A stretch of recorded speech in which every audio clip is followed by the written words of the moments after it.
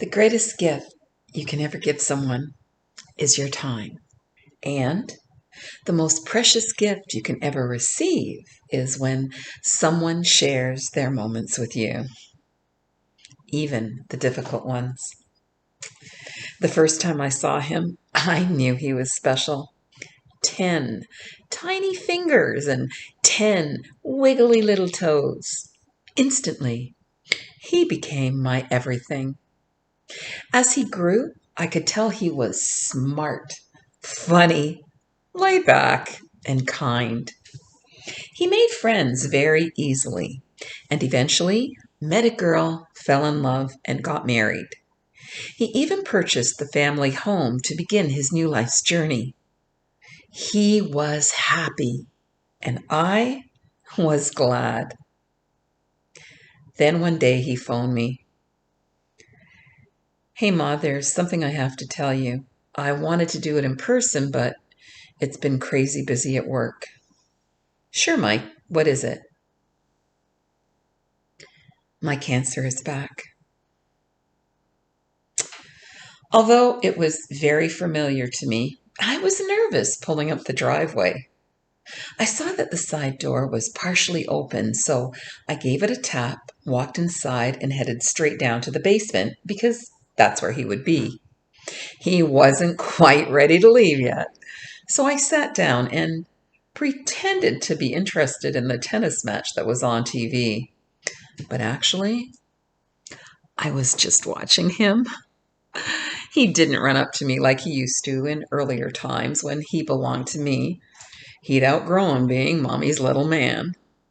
Still, in my thoughts, I couldn't help but conjure up that old tickle monster and squeeze him just one more time.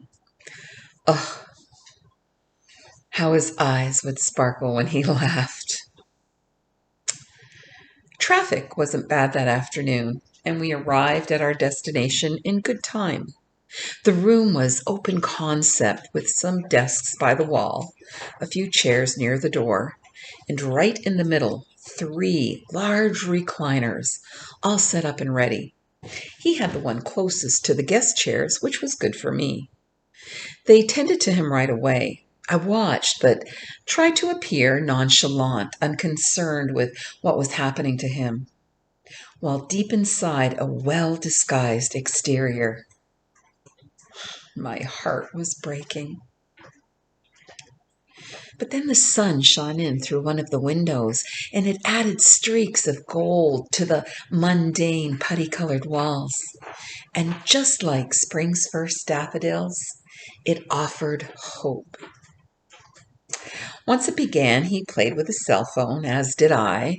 Then he called dibs on the remote, scrolling the channels until he saw TSN Wimbledon. He wanted the Swiss guy to win. Me? I didn't care. I wanted him to be the champion. Soon he was dozing off. Every now and then his eyes would open just a crack, trying to defy the rest he so desperately needed. The room was cold, at least to me it was, and I thought about going to the car and getting a sweater. But I didn't want to leave him, not even for a second. Thankfully, it warmed up, and I began to feel relaxed, mellow. It seemed as if time stood still in that room. For the most part, it was silent, motionless. No one would ever suspect the raging battle going on in there.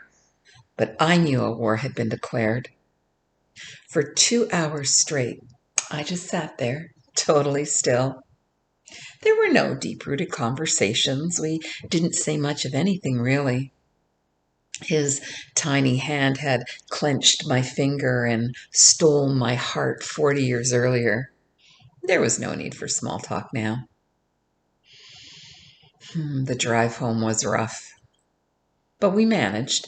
His wife called to see how things went, and I could see him soldiering a brave face. When we got back to his place, he said thank you and apologized for the boring afternoon.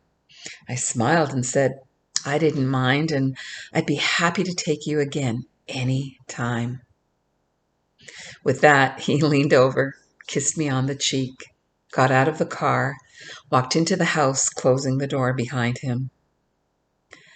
I had to sit there for a minute and collect my thoughts, wondering if he realized that there was nowhere else in the entire world I wanted to be that afternoon. Nowhere else.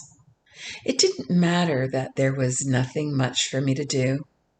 I didn't care that the only sound I heard was the alarm when his dosage of chemo was complete. Nothing else mattered because I was with him. I was with my son. Yes, time truly is the most precious gift we have to share with those we love. And as Dr. Seuss once wrote, sometimes you will never know the value of a moment until it becomes a memory.